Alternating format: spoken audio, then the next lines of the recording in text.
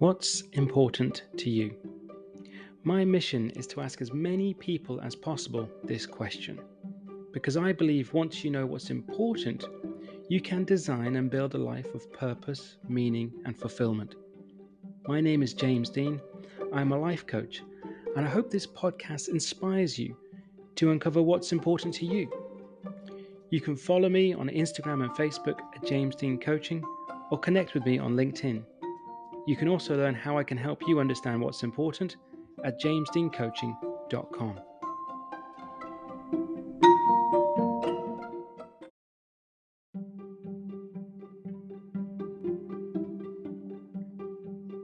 Today's guest is a certified life and executive coach from Kingston College and a licensed NLP practitioner.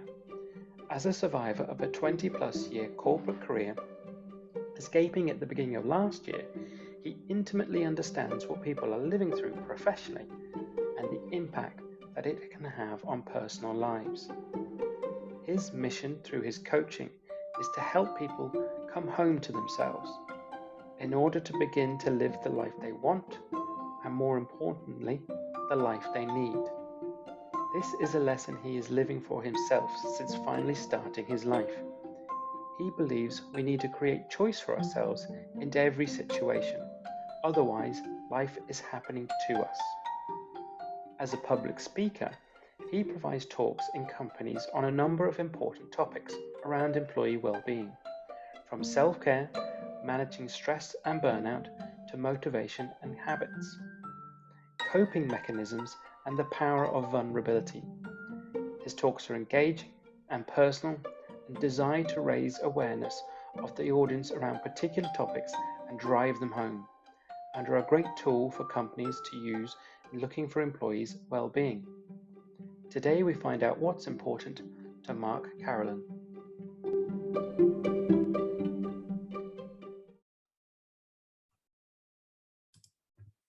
Hi Mark, thank you so much for joining me today. James, an absolute pleasure to be here. Thanks for having me. Brilliant. I'm looking forward to this chat. So we're going to kick off straight into it, Mark. And the first question is, Mark, what's important to you? Wow, that's some question to kick off, James. That is an absolute doozy. And I was having a good think about that over the last couple of days. And it's very hard to pin it down to one thing. If I was to say something, and I can see how everything grows out of that, it's probably family. Family is maybe the most important thing to me in my life. And that probably stems back to how I was brought up and how pivotal I think they have and the responsibilities I feel I have to them as well. So when you say, so everything comes from that, so take me back then to the first thing. So when you said when you're growing up, where does it come from, your own sort of childhood, in the sense of the importance from that part of it first?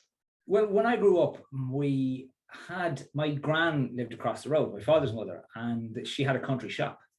And so everyone used to congregate at her house. So there was always people there, always people around, neighbors, friends, lots and lots of family. And then when she passed away, our house across the road became the place where everyone arrived. Yeah. So like you'd wake up on a Sunday morning, and I have an uncle, a priest, and you'd be jolted out of bed because mass would be in your living room, and you'd rock up to your living room and there'd be 15 people sitting there, and none of them might be your own family, and there'd be like cousins and people down from Dublin and stuff, and you kind of got very used to the fact that the door was never locked and anyone at any point could walk through that door, usually someone you were related to. But so that's kind of how pivotal they were for me in my early years.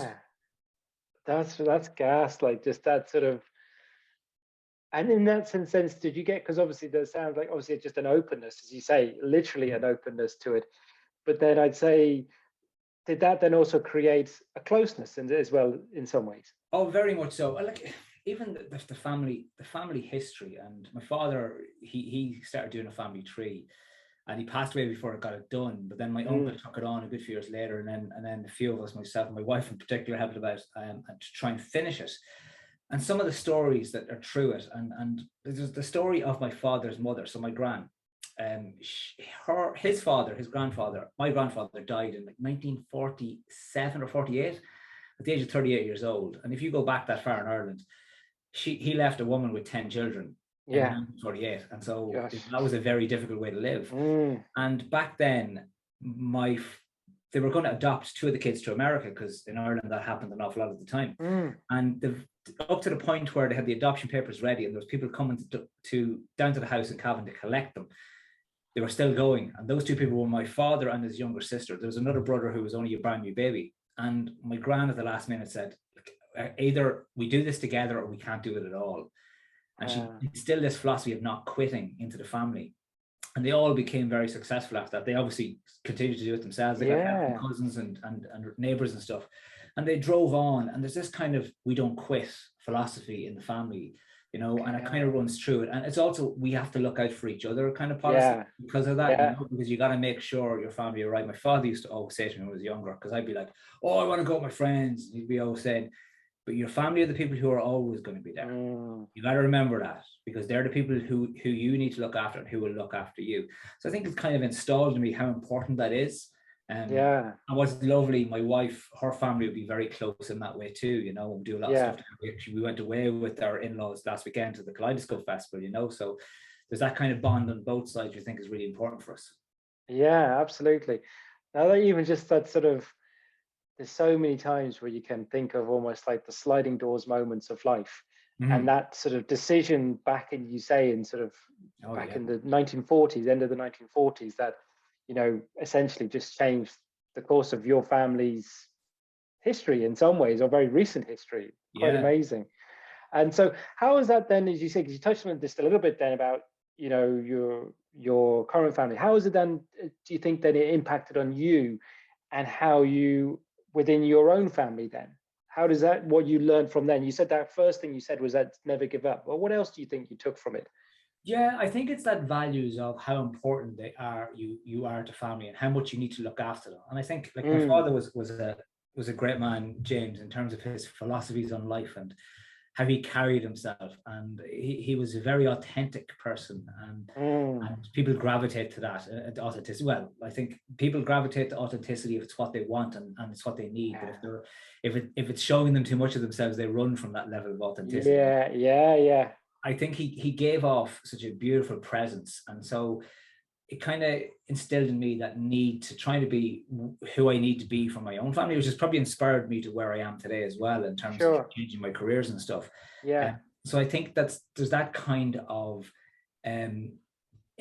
image and impression passed down, and I kind of feel there's a responsibility to maintain that. I don't think it'd be right to, like, it's such a valuable lesson to have been given, valuable examples to have been given, and how you do things the right way. I think it's beholden on me to do them the right way. I cannot be him, but you can still live those lessons, and you know you're wrong in not doing them, in not doing the thing the right way. So it's kind of where it falls in for me with my own family, you know, and how important it is to me and my own little nucleus here that we kind of have that close bond together. Sure. And it's, I have to kind of, you know, come in and reflect on this because so my father, he passed away just at the end of August last year. Oh, sorry to hear that. Thanks, Mark. But it was just some of the things you're saying there is just reminding me, and I think it'd be remiss me not to say it, in a sense of that, what the word used, authenticity there, but it was kind of like, it just reminded me things that some of my dad used to say, two things, and one of them was like his phrase, he couldn't stand playing games, like in work and things like that. He was so straight in a sense of, you know, said what he meant what he said type thing. And there was another thing that me and my siblings always remember him saying when we were growing up, which was never waste a journey. Now it sounds quite sort of philosophical, you know, it's like, oh, never waste a journey. But what he actually meant, and I kind of use it in that way, but what he actually meant, and it still makes us laugh, is this sort of like, oh no, if you're going down there, take this with you. You know what I mean? I'll just don't never waste a journey. Like, bring that cup with you, take the washing with you, take the dishes with you, you know? So it's kind of that. So when you're saying there now, what you're almost like not trying to replicate, but trying to almost honor or you know what I mean? That sort of, you know, try and keep something going. So I can totally relate to what you were saying there, because it was making me sort of laugh and smile on the inside at the same time. Thanks for sharing that with the family, because it's really an interesting and powerful thing. So when you talk about now, in a sense, because you touched on it there about your change in career, and obviously you had a sort of a long time career. I think you previous sort of in the corporate world. So tell me a bit about the influence that made you want to shift or change your career. Was it driven by the family or more by you? Um, well, in a way, it was driven by my father, but Okay. only in kind of what happened to him, as opposed to by his meaning. Like he himself was very community driven, you know, and looking after people and making sure people were right. It kind of blended into me a little bit. And as when I worked and managing people all the time throughout my corporate career, I always try to make sure people were good, people were right, people I looked after were looked after. You know, I got a lot of loyalty out of being that way as a person, as a manager, because I felt that's the way you should treat people. And maybe it wasn't ruthless enough for the corporate world at times, but it was my own attitude to how I should be. And the reason why I shifted was because I needed to shift from the week I started in the corporate world. I knew it wasn't for me, but 23 years later, or 21 or 23 years later, I was still in the corporate world. Yeah. And I'd meet people and they'd say, "What do you do now?" And I say, "Oh, I'm still." Like, "What are you doing? Why are you still working there?" And I wasn't brave enough to say, "Well, I'm getting used to the money, you know," and you get used to the wage despite what it can do to you overall, what it does to your life. But I suppose I had a bit of an epiphany about 2 years ago. I was working, it was 11 o'clock at night again, working away, crazy hours.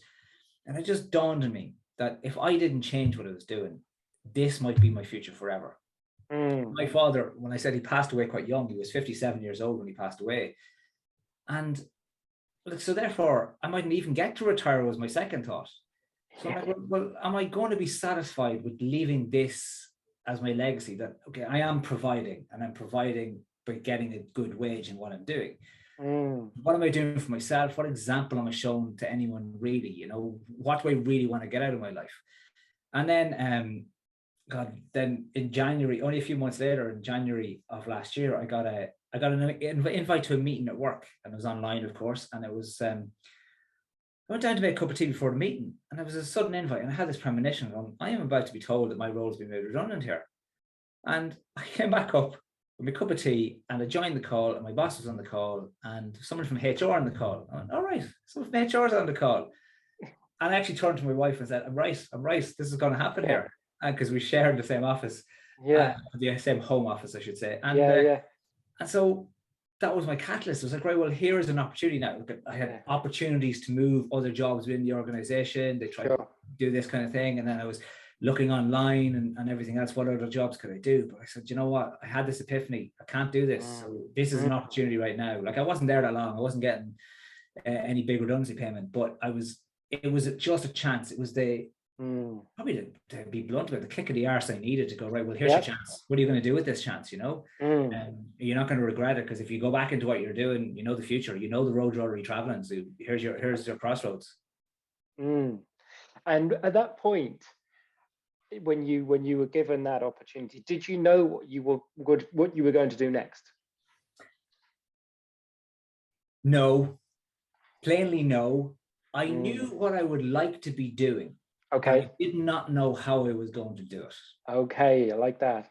And because I go back years ago, I recall I'd say this to my brother, and I would say this to, I recall saying this to a couple of friends, that I love motivating people. I love inspiring people. I love seeing people change, seeing people grow and develop in those ways. And I love that. I'm so passionate about that kind of thing. And when I realized I had an opportunity to do something else, I knew that somewhere, but I didn't know, well, how do I do that? How do I manage to do that? And by all coincidence, I had a conversation with a life coach the next particular day. It was through work. I'd signed up for it. Well, there's an opportunity. I'll see what this is. And I went on to the call with her. I'm still good friends with her. She's a lovely woman, Mary. And she started like going, well, how's your health? No, that's grand, no problems at all. You know, what's going on? Are you frustrated in life? What's frustrating? No, not much at all, really, you know. And she's like, well, why are you here? Yeah. I said, I'm wondering that very good question. Why am I here? And I said, now I know I'm here. I'm here to understand what it is that you do and how do you do it. So we spent the coaching session. I never got any coaching from her. All we did was I found out what she did, what coaching was, all about it. I just dug her for information. And I had loads of conversations with her about this. And that was just the catalyst. And straight away, I signed up for coaching courses. I got an NLP qualification, and I just kicked it off, and I went from there.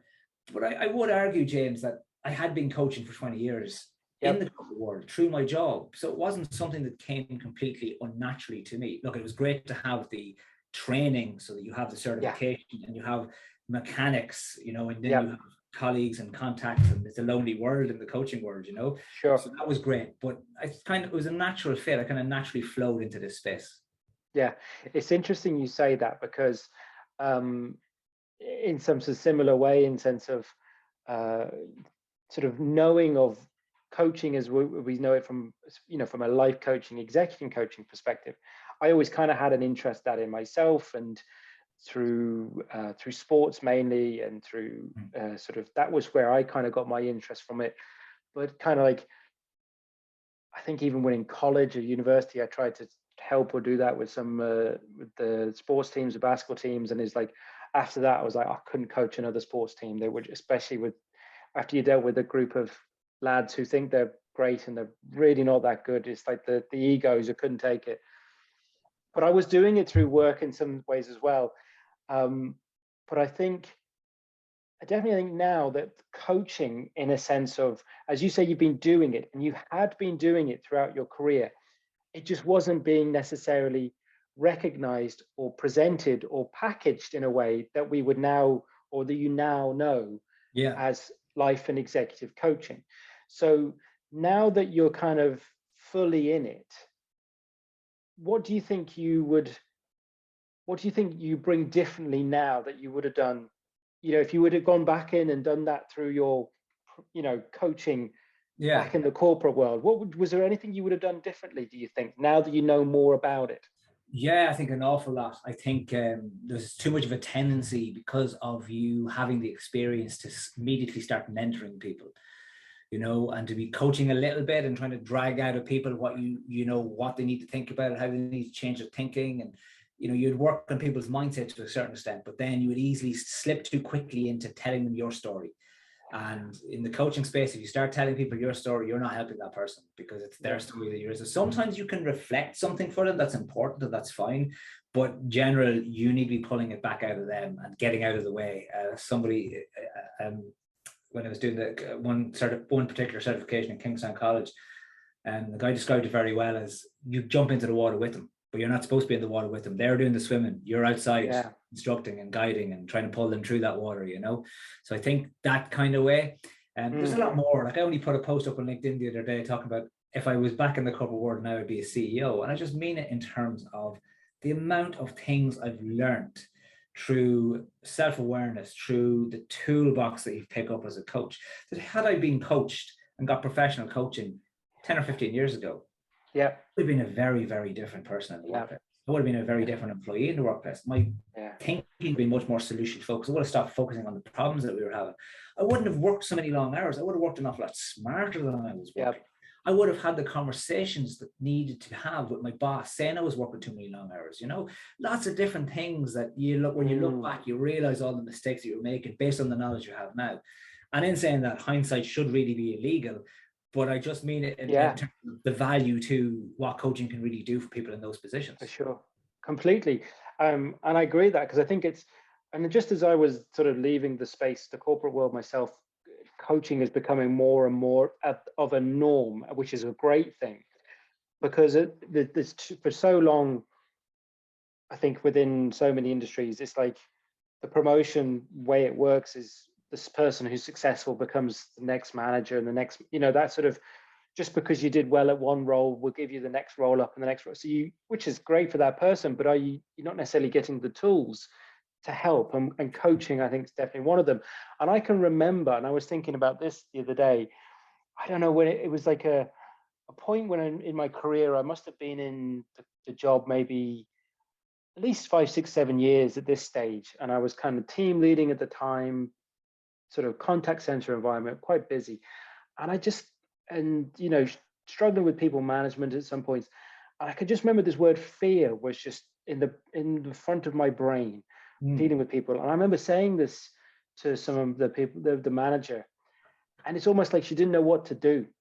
And it's not through fault for her own.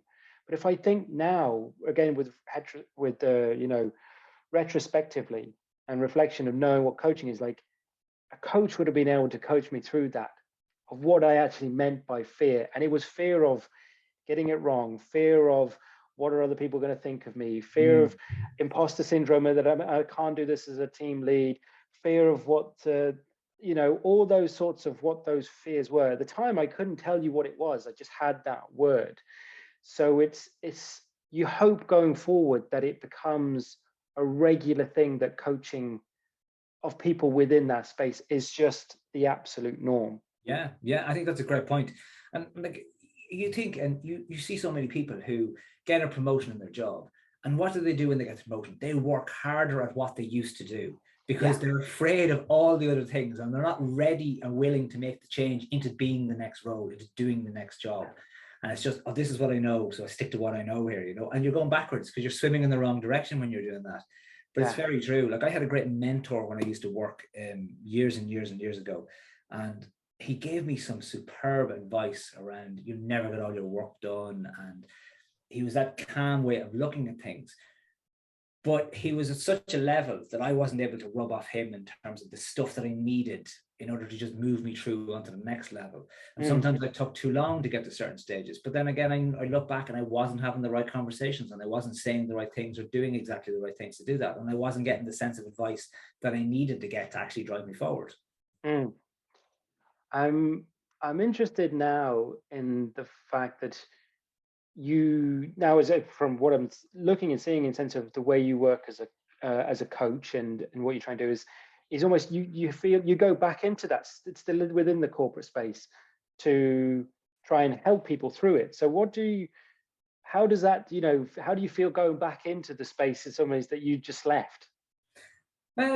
It's very interesting. I am adamant that I'm going back into the space as a contracted person to come back into the space. I'm never going back in to work. I know what you mean. Work within it, and I'm sure you can appreciate that, having been given early release. And it takes a long time to become de-acclimatized and de-institutionalized, if you will. Yeah, completely. And I think I always used to joke that I was in the corporate world to change it from the inside.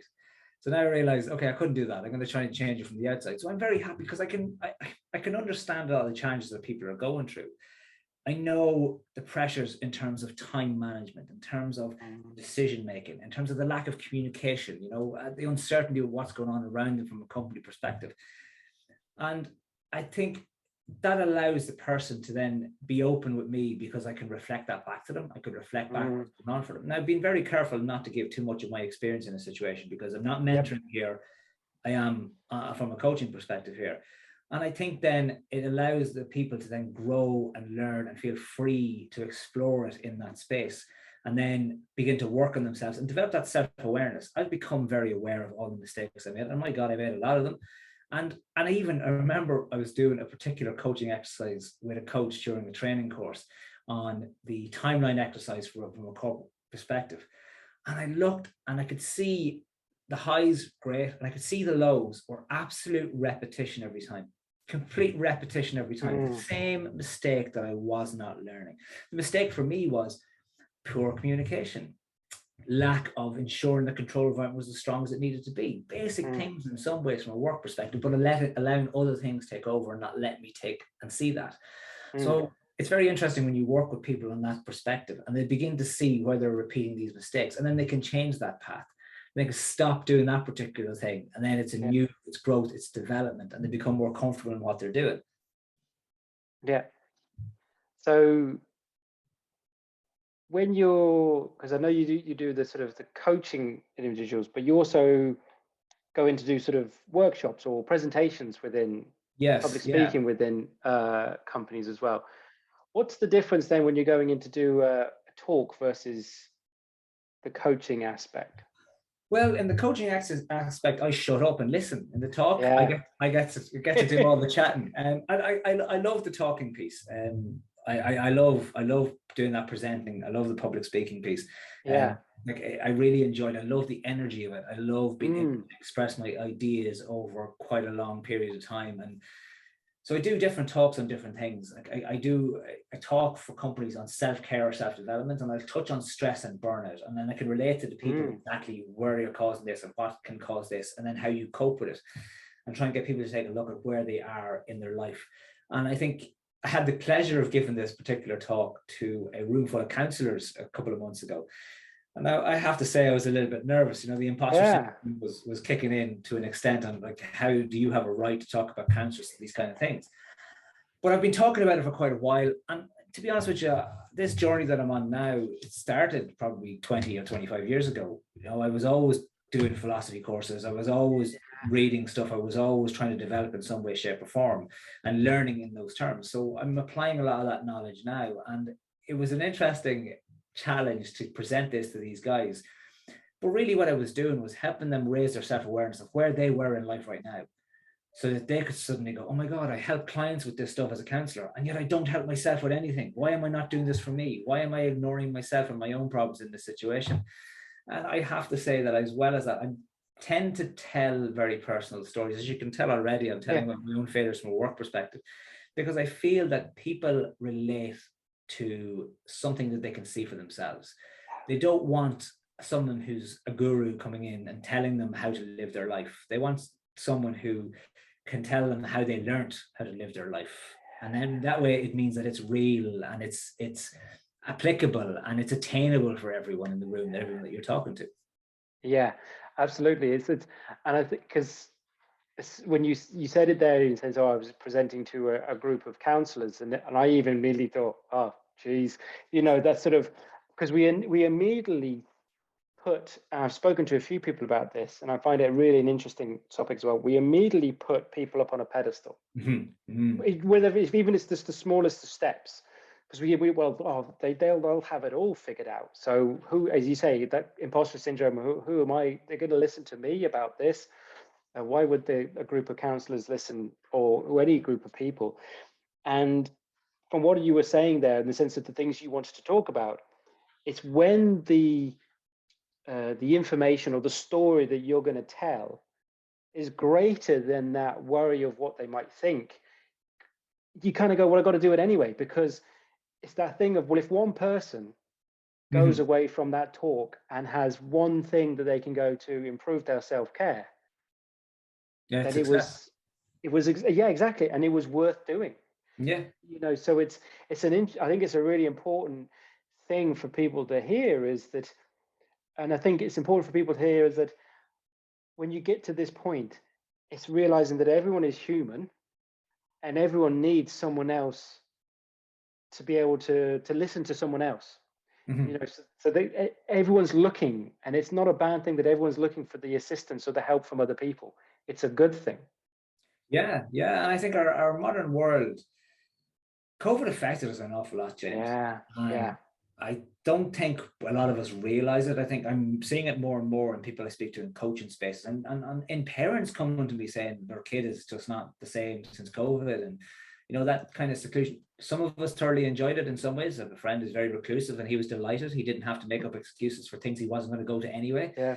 But and I have to say, we didn't have a bad time with it here. Our kids are 10 and 12. So what were we missing out on in many respects? We were home a lot of the time too.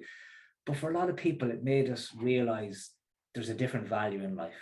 And for me, like, that's probably what sparked where I am today and why I do what I do, because my value is people, hence my value is family. And people begin to see where their values actually lie. And so they know they need to change, and they're looking to start to solve these problems, thinking, maybe I don't have to always feel this way. Maybe I don't have to always put up with this stuff. And I think when they see change in people that they can relate to, it lets you know that you don't actually have to put up with this stuff forever, that you can make small changes. And small changes, as you know as a coach, sometimes small changes can have such a huge impact on how you live the rest of your life. And a lot of these small changes allow you to change your perspective, allow you to start making decisions, allow you to start taking back control of your life. For me, that's kind of my coaching philosophy, is very much, and this is what I'm only developing over time. And where I've got it to now, in terms of how I see it, is it's all about coming home to yourself. Whoever you really are, whoever you really want to be, that's who you need to be. I saw a line the other day, a don't think it was just a poster. It said, "Old age is great because you get to be yourself." I'm thinking, what are we waiting for? Yeah. Why are we waiting to be old to get to be ourselves? Yeah. You know, we have to start living our life now. Yeah, absolutely. And it's that just like screams at me, because I suppose what I've been again, when you're in this space and you're thinking all the time about it, and when I started asking this question to people of what the important thing, because it's what I was finding, and when I've been chatting to people about on the podcast and this question, is so many people, and then people I work with and clients, is this thing of we say and think one thing, but we're doing, oh no, we think and feel, sorry, we think and feel one thing, but say and do something different. And it's kind of like, well, where's the mismatch? So you're either doing something a lot of the time that's not that important to you, and you're stuck in that space for whatever reason. And there's could be financial security. There's lots of reasons why you're in that space, but then there could be then also just given as excuses, and you're not willing to get out, or and so you're doing something and you just head down and you're not really knowing what's important. Or the other side of it is you really know what's important to you, but you're too scared to go for it. Yeah. So it's kind of like, well, you're kind of going like away from each other, as opposed to, well, actually that whole point you say about being yourself, I'm hearing that more and more and more. And I definitely think you're right in sense of COVID has kind of spun the flashlight on all of us to really think, well, actually, am I being myself completely in what I do, say, think, feel? Because and then the second thing is like, if you're not, it's okay, but maybe the realization and then the ability to change is where we need to go. Yeah, and the opportunity to start working on that. Like the perfect example in everyone being locked at home for COVID, not having to commute to work, and suddenly realizing, so I can have these 3 hours a day back. So and then suddenly we come out of COVID, and you want me to give away 3 hours a day? You want me to give away 15 hours a week to just travel? Wait a second, my life is worth more than that. But without that stopping and raising your awareness, we never realize it. And like, I love that John Moriarty often told that story about, guys were these two travelers or explorers were rushing through a forest in Africa, and they hired local guides to try and help them through it, and they had to make it through it in a period of time, and they rushed through it for 3 days, and they were flying, they were way ahead of schedule, and then the guides just stopped, and the two boys were like, what's going on, we have to keep going, and they couldn't get them to move at all. They said, why, what is wrong, why will you not move forward? They said, you have to wait for our souls to catch up here.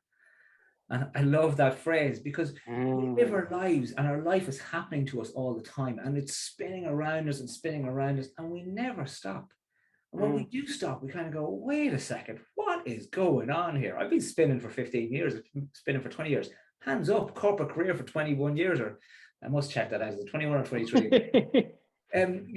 Just spinning life spinning around you, and suddenly you stop, you go, what is this? What's the value? What am I getting out of this? What do I really want to get out of this life? This is not my heart. This is not my dream. I used to joke, James, and when people used to say at work, I'm living the dream, I used to say, I actually am. As a primary school kid, I used to put my hand up and say, I wanted to work in the corporate world and do some form of data entry. Oh my God, I'll stop. Yeah, I don't think anyone has ever done that. And it's so true, because again, like there's an element of at some point of, you need to, there's a needs must as such. And I joined it in the sense of joining the corporate space myself through, I needed a job.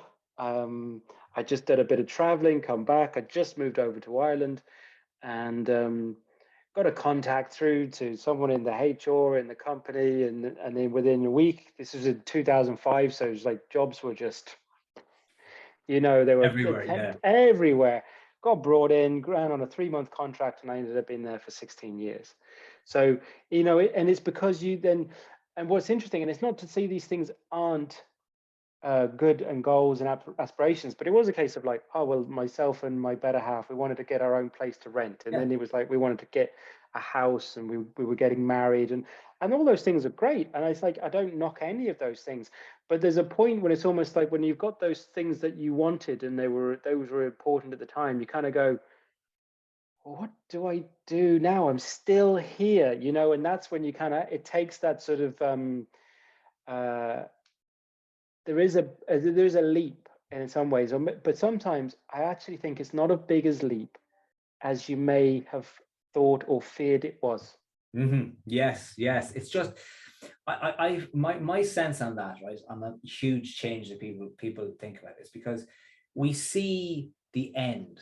So it's like you're on one side of the Grand Canyon and all you see is the other side of the Grand Canyon, and that is a leap. That is one big leap. But you never look over and see the sign that points down to the steps, that you walk down the steps and then you get to the bottom, you walk across and you walk the steps up the other side. You know, there's a way to get there, but our fear is that, like, oh, I can't be a qualified accountant, I can't be a doctor because it's so far away. It's not, it is so far away from where you stand. But once you start moving towards it, it gets closer all the time, and that's where we go. But it's the fear of the start. Even the start is the key factor. And I have to say, I agree with you too. Like I won't bemoan. Like, my corporate career it was any challenges I had were my own because I didn't manage my time, didn't manage myself well. But like, you know, we bought a house, we had kids, like, you know, we went on holidays and stuff, you know, we had a great life out of it. Like, I got used to the money, as I said, and that's an easy thing to get used to. But you have to ask yourself the question: if you're not happy about it, if you're really frustrated, if you're stressed, if you're, especially on a Sunday night, if half your Sunday is dreading Monday, well, then you've got to stop, because this is not supposed to be your life. And that doesn't mean you have to change your jobs. It doesn't mean you have to change your entire career. It just means you have to change your approach and change what you do and change how you think about it and find a way that works for you better, because then suddenly you're back in control of your life again. Yeah, no, totally agree with that. No, absolutely. It makes so much sense to me. Here's something, a sense of, to take it away from the sort of the career or the workspace moment. Is there anything else that's like a hobby or an interest that's really important to you, or something outside of family that has an important part in your life? Oh God, yeah. Well, I would be an absolutely avid Gaelic football fan, but I don't think you want to waste the rest of this podcast talking about Cavan GAA, because that could take about 5 hours, and I'd be trying to explain why we haven't won All Ireland since 1952. But for me, you're talking to the wrong person as well when it comes to... Okay, we won't go down. Well, you are in Westmeath now, James, so maybe you'll get into the local GAA, because Cavan are playing Westmeath in Saturday week at the Taoiseach Cup final, just to say. But no, I suppose for me, I have a love of reading. I've always had a love of reading all my life. It's something that is very important to me.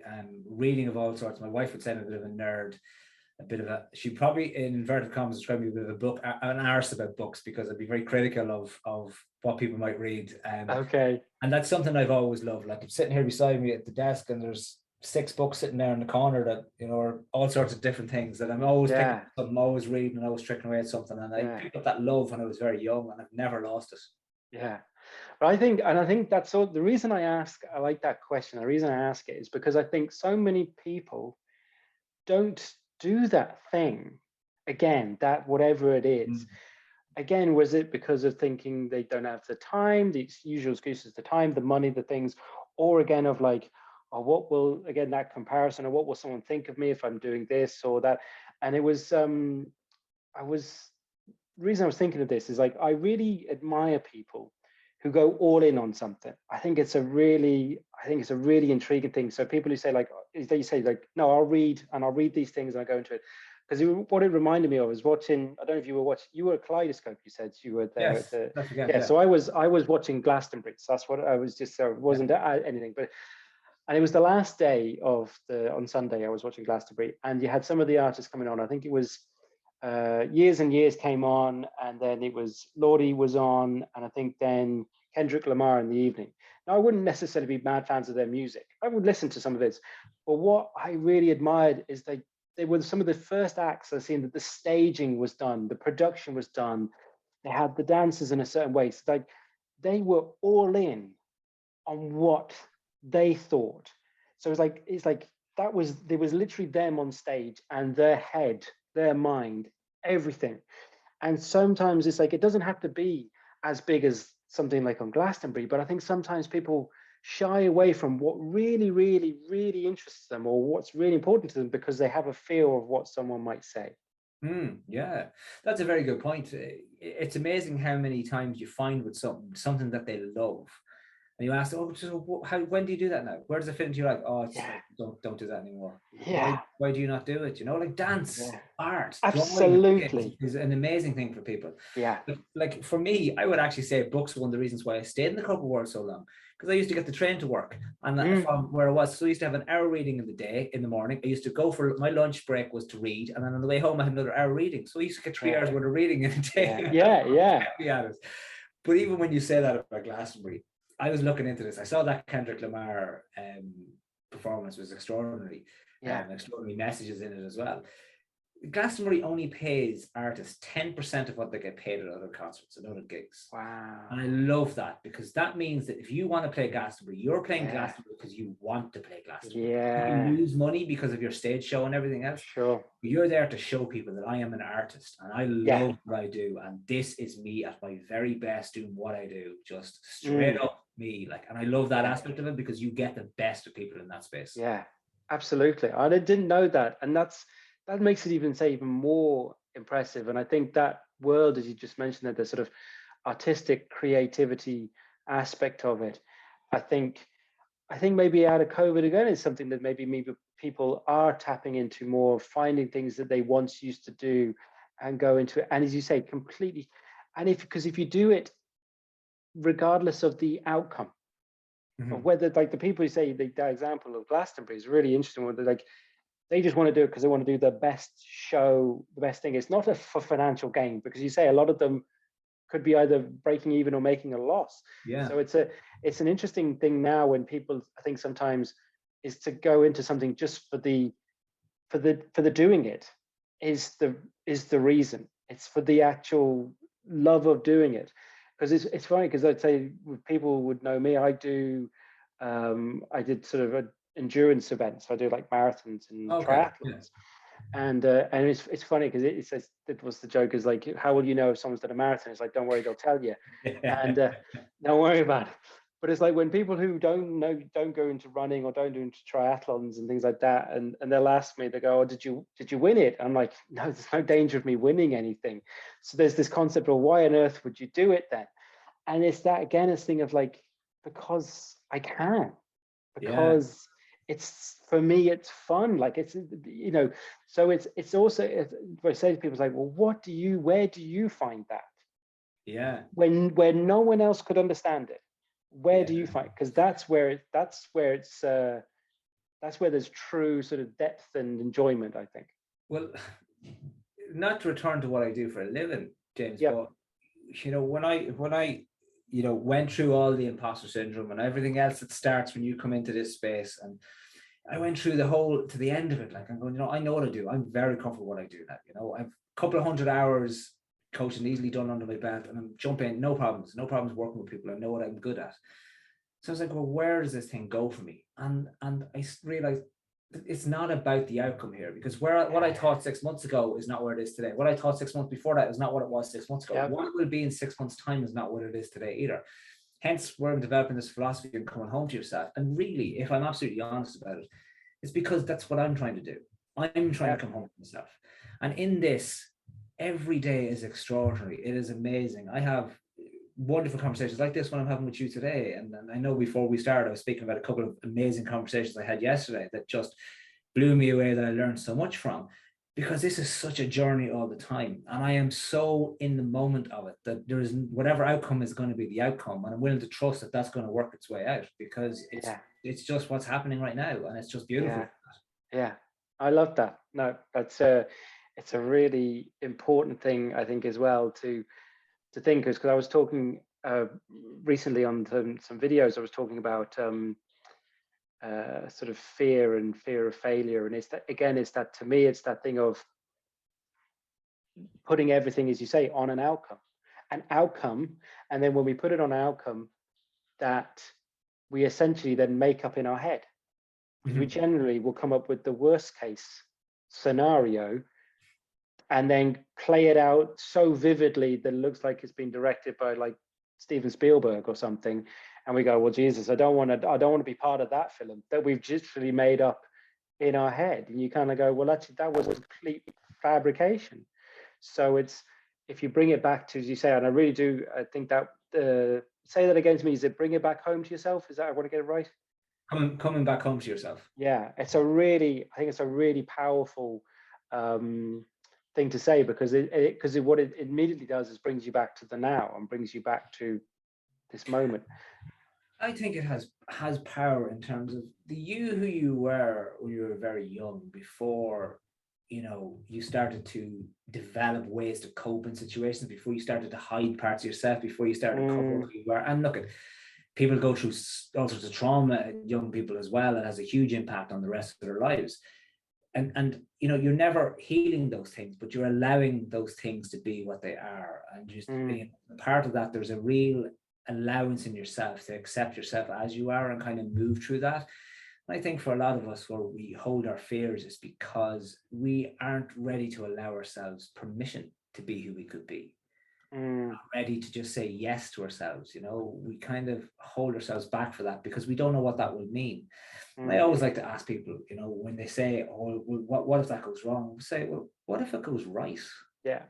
What if you actually get what you want? What if life can actually be as good as you think it could be? What would that look like?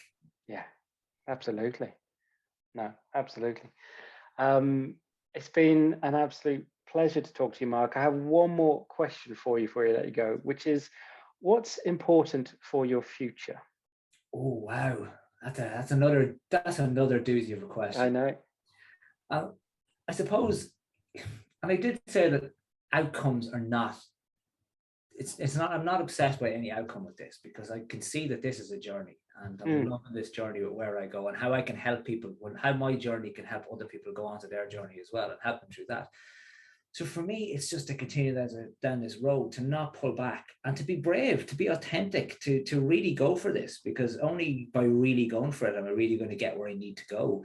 And that's kind of my philosophy on what I'm doing right now, how I want to keep going with it and just power on through. That's what is important to me in the future. That's what matters. That's brilliant. Mark, as I say, it's been an absolute pleasure to chat to you. Thank you so much for joining me on the podcast. Absolutely beautiful. Thanks a million, James. Lovely conversation. Thank you.